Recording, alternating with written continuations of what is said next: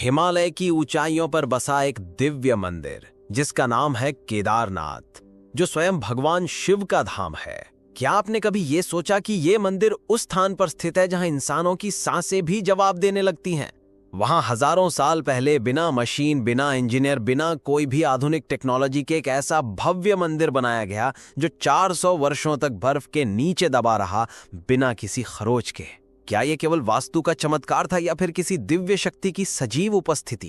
कैसे कोई उस समय में बिना किसी इंटरलॉकिंग टेक्नोलॉजी या नक्शे के ऐसा मंदिर बना सकता है? ये एक मंदिर नहीं है, एक दिव्य रहस्य है जहां विज्ञान, धर्म और ब्रह्मांडीय ऊर्जा का मिलन महसूस किया जा सकता है। 16 जून 2013 की रात में केदारनाथ में भीषण बाढ़ आई।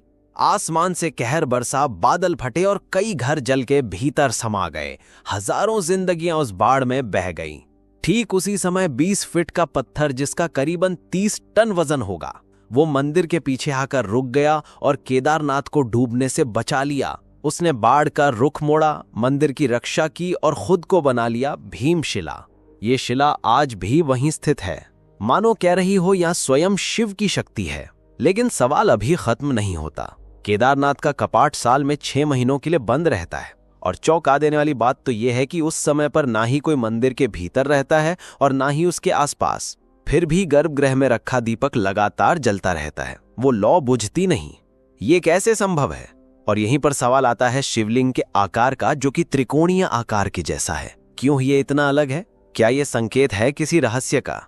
आज इस वीडियो के माध्यम से मैं आपको ले जाऊंगा केदारनाथ की उन रहस्यमयी परतों में, जहां हर पत्थर एक कहानी कहता है, हर दीवार में कोई चमत्कार छिपा है और हर मोड़ पर विज्ञान को झुकना पड़ता है श्रद्धा के आगे। तो बने रहिए मेरे साथ, क्योंकि ये सिर्फ एक कहानी नहीं बल्कि आपके विश्वास की परिभाषा बदल देगी। पर अगर आप इस चैनल पर नए हैं तो चैनल को सब्सक्राइब जरूर कर दें और कमेंट में हर हर महादेव लिखें। केदारनाथ मंदिर हिमालय की गोद में बसा है, जिसे स्वयं भगवान शिव जी का धाम माना जाता है।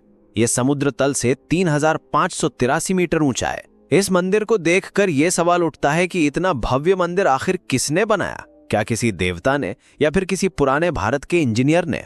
केदारनाथ मंदिर की रचना अपने आप में ही भव्य है।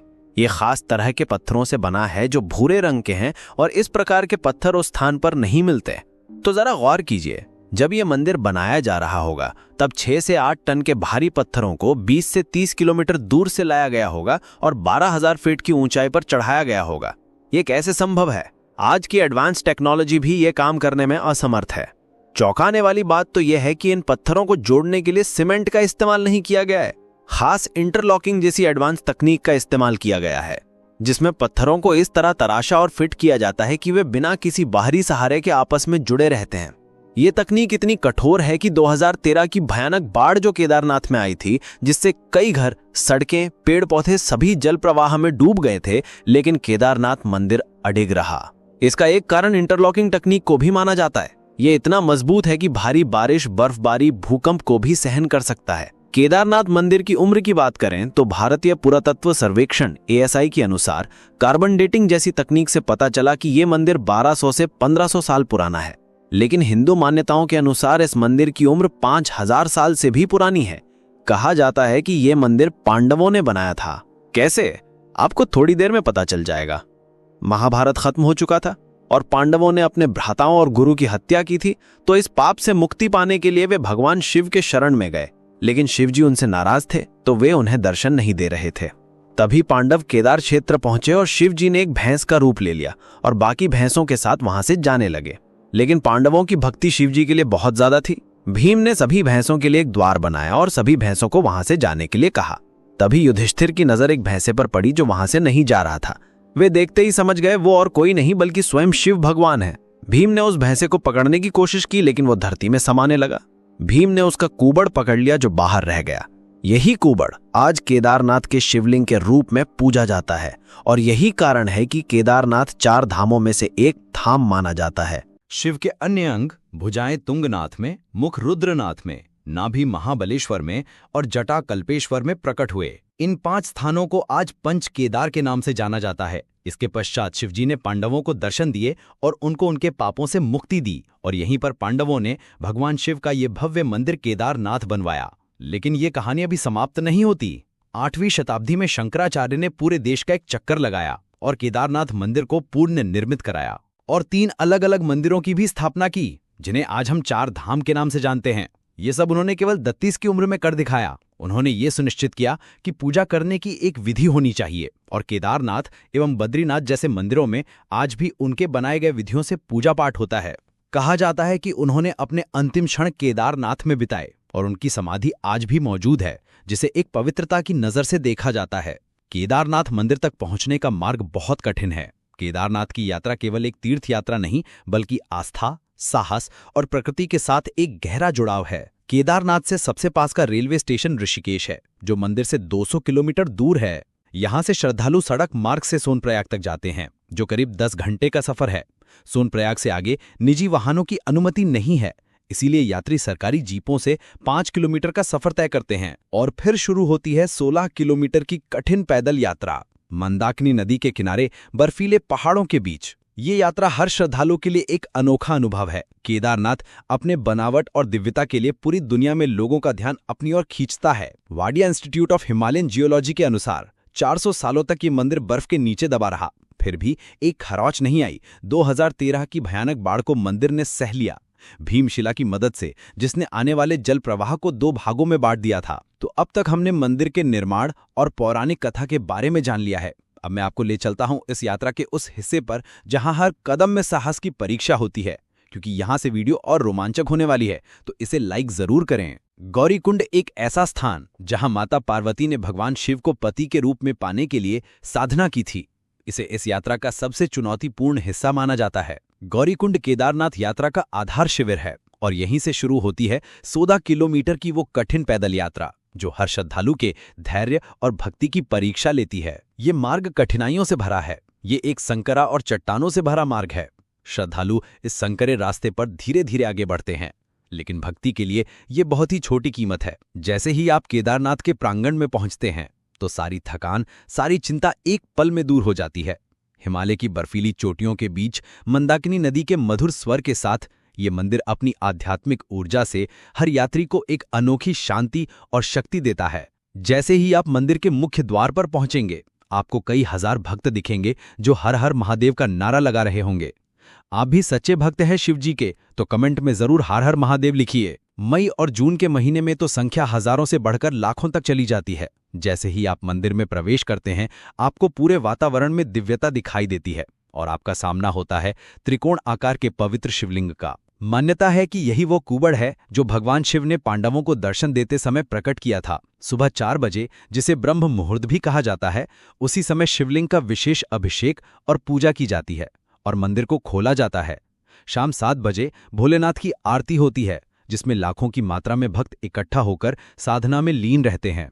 ये तो हुई कुछ सामान्य चर्चाएं, पर इस मंदिर में कई ऐसे रहस्य छुपे हैं जिसे आज तक विज्ञान और वैज्ञानिक भी नहीं सुलझा पाए हैं। 300 से 10,800 ईस्वी सदी के बीच आइस एज हुआ था, जिसका नाम तो आपने सुना ही होगा, जब पूरी पृथ्वी पर केवल बर्फ थी। ग्लेशियर में केवल बर्फ ही नहीं रहती, बल्कि कठोर मिट्टी, पत्थर और चट्टानें भी रहती हैं, जो किसी भी आम इमारत को चूर चूर कर सकती हैं। लेकिन 400 साल बर्फ में दबे रहने के बाद भी इस मंदिर में एक खरोंच तक नहीं आई। जब बर्फ पिघली तो मंदिर वैसे का वैसा ही था। वैज्ञानिक कहते हैं कि मंदिर की इंटरलॉकिंग तकनीक, जिसे मैंने आपको पहले समझाया था, इसी तकनीक के कारण मंदिर ने बर्फ के दबाव को सहन कर लिया। केदारनाथ पूरे साल में केवल 6 महीने खुलता है, अक्षय तृतीया से भया दूज तक। बाकी 6 महीने बंद रहता है, क्योंकि इतनी भारी बर्फबारी में किसी इंसान का वहां जाना खतरे से खाली नहीं है। मान्यता है कि इस दौरान यक्ष और गंधर्व स्वयं भगवान शिव की पूजा करते हैं, और इस बात का सबूत भी है जब मंदिर को खोला जाता है, तब गर्भगृह में फूल, बेलपत्र, पूजा की सामग्री बिल्कुल ताजा अवस्था में मिलती हैं, मानो अभी अभी किसी ने पूजा की हो। लेकिन सबसे बड़ा चमत्कार है अखंड ज्योति, जो मंदिर के गर्भगृह में बंद होने से पहले जलाई जाती है। ये ज्योति बिना किसी देखरेख के 6 महीनों तक लगातार जलती रहती है। बाहर के वातावरण में कोई इंसान भी जम जाए, यानी -20 डिग्री का तापमान, कई फीट मोटी बर्फ और बंद मंदिर में हवा का कोई संचार नहीं, फिर भी ये दीपक कैसे जलता रहता है? घी खत्म क्यों नहीं होता? विज्ञान के पास इसका कोई जवाब नहीं है। भक्त इसे भगवान शिव की दिव्य शक्ति मानते हैं, जो इस दीपक को प्रज्वलित रखती है। एक कहानी जो आपको सोचने पर मजबूर कर देगी कि केदारनाथ मंदिर सच में चमत्कारी मंदिर है। कई 100 साल पहले एक भक्त 2 महीने पैदल चलकर भगवान शिव के दर्शन करने आया था। तब ना ही कोई सड़क थी, ना ही कोई रेल का साधन। लेकिन जब वह मंदिर पहुंचा तब देर हो चुकी थी। पुजारी मंदिर के कपाट को बंद कर रहा था। निराश भक्त ने कई विनती की पर पुजारी नहीं माना। निराश भक्त वहीं बैठ गया। रात की कम कपाती ठंड और भूख से भक्त कांप रहा था। तभी एक अघोरी आया जिसके हाथ में त्रिशूल था और डमरू। उसने भक्त को खाना दिया और आग चलाई। सुबह होने के बाद भक्त ने देखा कि मंदिर के कपाट खुले हैं। वह हैरान होकर पुजारी से पूछने लगा कि यह कैसे संभव है।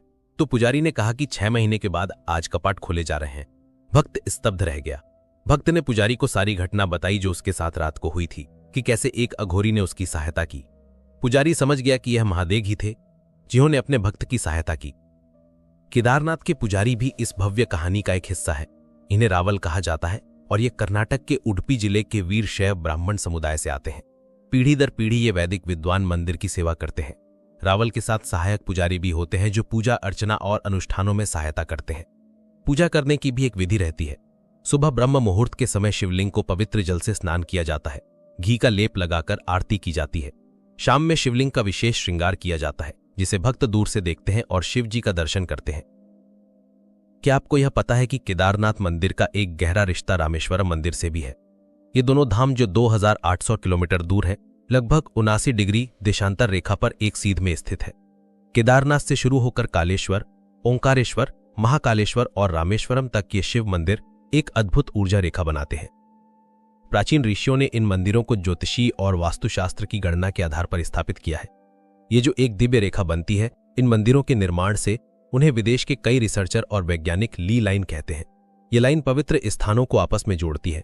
भारतीय शास्त्रों में इन्हें निदा मंडल का नाम दिया गया है, जहां साधना और ध्यान का एक दिव्य आभास होता है, और यही कारण इन सभी मंदिरों को इतना शक्तिशाली बनाता है। अब आप वीडियो के अंतिम भाग में पहुंच चुके हैं और मैं आपको एक कथा सुनाने जा रहा हूं। ये एक रहस्यमयी कथा है जिसे आपने कहीं नहीं सुना होगा, और कहा जाता है कि यह कथा सुनने से शिवजी का आशीर्वाद आपके साथ सदा रहेगा। तो इस कथा को पूरा जरूर सुनिए क्योंकि यह आपकी जिंदगी बदल सकती है। कई साल पहले केदारनाथ अपने पूरे वैभव में था और आसपास के पहाड़ों में कई साधु और आराशी मुनि अपनी साधना में लीन रहा करते थे। इन्हीं में से एक थे स्वामी अनंतानंद, एक महान संत जिन्होंने हिमालय की कंदराओं में वर्षों तक कठोर तपस्या की थी। एक बार ध्यान में लीन स्वामी अनंतानंद को दिव्य दृष्टि प्राप्त हुई। इस दिव्य दृष्टि से उन्हें एक गुप्त गुफा का पता चला जो केदारनाथ से कुछ ही दूरी में थी।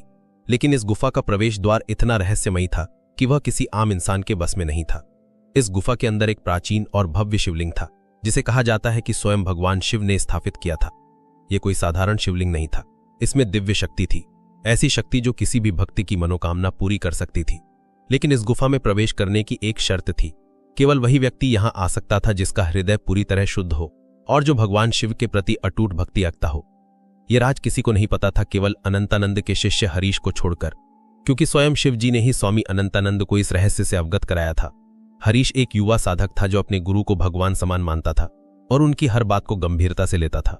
जब स्वामी अनंतानंद ने उसे यह बताया तो हरीश के मन में इच्छा जाग उठी कि अब उसे यह गुफा ढूंढनी है। गुरु ने उसे चेतावनी दी, हरीश, ये यात्रा आसान नहीं होगी। इस गुफा में कई खतरनाक पहेलियां और परीक्षाएं हैं।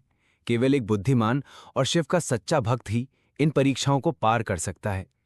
हरीश ने अपने गुरु की बात को दिल से लगाया और केदारनाथ की ओर प्रस्थान कर दिया। यात्रा जैसे जैसे आगे बढ़ रही थी, कठिनाइयां बढ़ती जा रही थी। हिमालय के ऊंचे पहाड़, भीषण ठंड, खतरनाक जानवर, मानो हर कदम पर एक नई चुनौती थी। लेकिन हरीश की भक्ति और दृढ़ संकल्प ने उसे हिम्मत दी। कई दिनों की यात्रा के बाद वो आखिरकार केदारनाथ पहुंचा। केदारनाथ पहुंचने के बाद हरीश ने अपने गुरु की बातों को स्मरण किया और गुफा को ढूंढने में लग गया। उसने देखा कि मंदिर के पीछे एक बड़ा सा पत्थर था जो बाकी पत्थरों से अलग था। स्वामी अनंतानंद ने हरीश को एक खास मंत्र दिया था। उस पत्थर को हटाने के लिए हरीश ने गहरी सांस ली और उस मंत्र का उच्चारण किया, ओम नमः शिवाय त्र्यंबकम यजामहे। जैसे ही उसने ये मंत्र उच्चारण किया, वो पत्थर हट गया और एक संकरा रास्ता दिखने लगा जो गुफा का प्रवेश द्वार था। हरीश गुफा में प्रवेश किया। उसे एक टिमटिमाती सी रोशनी दिख रही थी। वो उसी के पीछे जा रहा था। ठंडी हवा और रहस्यमयी सन्नाटे के कारण उसे डर लगने लगा, पर वो रुका नहीं, आगे बढ़ता गया। जैसे ही संकरा रास्ता खत्म हुआ, वो एक विशाल कमरे में पहुंचा जिसमें 3 कमरे थे। हर द्वार में एक पहेली लिखी हुई थी। उसको सुलझाकर ही आगे बढ़ना था। अगर जवाब ना दे पाए तो पूरे जीवन काल के लिए उस गुफा में बंद होना पड़ेगा और अपना जीवन त्यागना पड़ सकता था। पहेलियां कुछ इस प्रकार थीं। मैं वो हूं जो कभी नहीं सोता, लेकिन हमेशा सपने देखता हूं।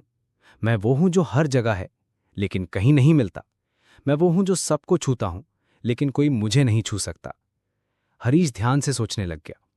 बहुत सोचने के बाद उसने गहरी सांस ली और अपने गुरु की शिक्षाओं को याद किया। उसे एहसास हुआ कि ये पहेलियां भगवान शिव के पंचभूतों पृथ्वी, जल, अग्नि, वायु और आकाश से जुड़ी है। उसने तीसरे द्वार को चुना क्योंकि ये वायु का प्रतीक था, जो सब कुछ छूती है लेकिन जिसे कोई पकड़ नहीं सकता।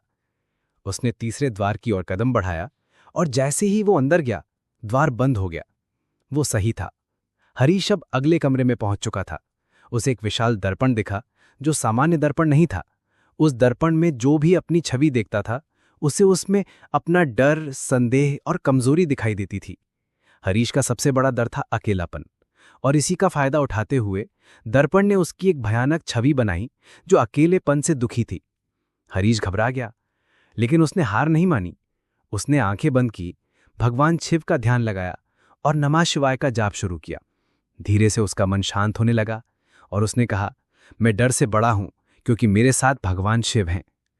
जैसे ही उसने ये कहा, उसने अपने डर को हरा दिया और दर्पण में उसकी भयानक छवि गायब हो गई। अब दर्पण ने उसकी छवि एक आत्मनिर्भर, शक्तिशाली योद्धा के रूप में बनाई और वो दर्पण स्वयं गायब हो गया। तभी एक नया रास्ता खुला जो गुफा के आगे जा रहा था। हरीश अब आखिरी कमरे में पहुंच गया था। उसने देखा एक दिव्य शिवलिंग जो काले पत्थरों से बना है और उसके चारों तरफ एक दिव्य रोशनी फैली हुई है। हरीश ने जैसे ही उस शिवलिंग को देखा, वो कांपने लगा। वहां की ऊर्जा इतनी शक्तिशाली थी कि वो अपने आप शिवलिंग के सामने झुक गया। उसने अपने हाथ जोड़े और अपनी इच्छा प्रकट की। उसने मांगा, मुझे वो शक्ति दें जिससे मैं अपने गुरु के सपनों को पूरा कर सकूं।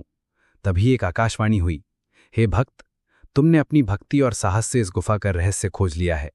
ये शिवलिंग तुम्हें वो शक्ति देगा जो तुम्हारे हृदय में छिपी है। लेकिन याद रखो, इस शक्ति का प्रयोग केवल दूसरों की भलाई के लिए करना। हरीश ने सिर झुकाया और आभार व्यक्त किया। अब हरीश सोच रहा था कि क्या वो सुरक्षित अपने गुरु के पास लौट सकता है। लेकिन जैसे ही वो गुफा से बाहर निकलने की कोशिश कर रहा था, उसने देखा कि मुख्य द्वार बंद हो चुका है और मंत्रोच्चारण के बाद भी वो द्वार नहीं खुल रहा था। तभी उसे अपने गुरु की बात याद आई। उन्होंने कहा था कि जो भी इस दिव्य गुफा में प्रवेश करता है, उसे बाहर जाने के लिए बलिदान देना पड़ता है, और वो भी उस चीज का बलिदान जो सबसे प्रिय हो। हरीश सोच में डूब गया। उसके पास देने के लिए कुछ खास नहीं था, सिवाय एक रुद्राक्ष के जो उसके गुरु ने उसे दिया था और जो उसे बेहद प्रिय था। हरीश ने वो माला शिवलिंग पर चढ़ा दी और कहा, हे भगवान, ये मेरा बलिदान है, मुझे मुक्ति दें। जैसे ही उसने ये किया, मुख्य द्वार खुल गया। वो सुरक्षित बाहर निकल आया, लेकिन उसका मन उदास था। फिर भी उसे ये एहसास था कि उसने जो खोया वो भगवान की भक्ति में समर्पित किया। जब हरीश गांव पहुंचा तो उसने देखा कि पूरे गांव में महामारी फैल चुकी थी। चारों तरफ लोग पीड़ित थे, मर रहे थे, सहायता मांग रहे थे। ये देखकर हरीश ने ठान लिया कि वो उस दिव्य शक्ति का प्रयोग करेगा जो उसने अपने गुरु की इच्छा को पूरा करने के लिए प्राप्त की थी। उसने अपनी नई शक्ति का प्रयोग किया और गांव के लोगों को ठीक किया। उसकी भक्ति और बलिदान ने पूरे गांव को बचा लिया। लेकिन इस कहानी का सबसे बड़ा रहस्य अभी भी बाकी है। कहा जाता है कि वो गुफा आज भी केदारनाथ के आसपास कहीं छिपी हुई है। कुछ लोग मानते हैं कि वो प्राचीन शिवलिंग आज भी वहां मौजूद है, लेकिन कोई उसे ढूंढ नहीं पाया। ये आज भी एक रहस्य है। तो ये थी कथा। अगर आपने यहां तक देख लिया है तो आपको ये जगन्नाथ की डॉक्यूमेंट्री जरूर पसंद आएगी, जिसमें मैंने हर संभव प्रयास किया है कि आपको जगन्नाथ मंदिर का हर रहस्य बता सकूं। अगर ये वीडियो आपको पसंद आई हो तो चैनल को सब्सक्राइब जरूर करिए और वीडियो को लाइक करके शेयर कर दीजिए और कमेंट में हर हर महादेव लिखें ताकि हम आपको ऐसे ही भव्य यात्राओं में ले जा सकें।